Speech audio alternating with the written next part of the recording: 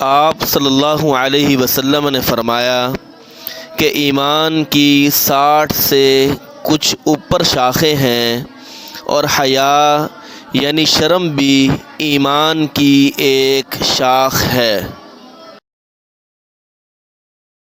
لوگوں نے پوچھا، یا رسول اللہ صلی اللہ علیہ وسلم، کون سا اسلام افضل ہے؟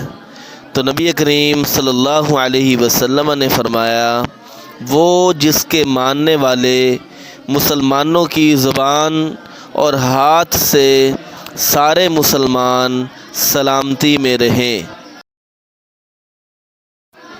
ایک دن ایک آدمی نے حضرت صلی اللہ علیہ وسلم سے پوچھا کہ کون سا اسلام بہتر ہے؟ تو آپ نے فرمایا، یہ کہ تم کھانا کھلاؤ اور جس کو پہچانو اس کو بھی، اور جس کو نہ پہچانو اس کو بھی، الغرض سب کو سلام کرو۔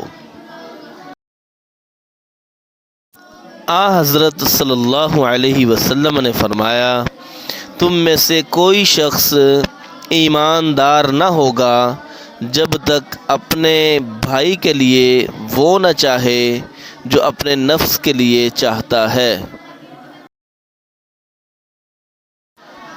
بے شک رسول کریم صلی اللہ علیہ وسلم نے فرمایا، قسم ہے اس ذات کی جس کے ہاتھ میں میری جان ہے، تم میں سے کوئی بھی ایماندار نہ ہوگا جب تک کہ میں اس کے والد اور اولاد سے بھی زیادہ اس کا محبوب نہ بن جاؤں۔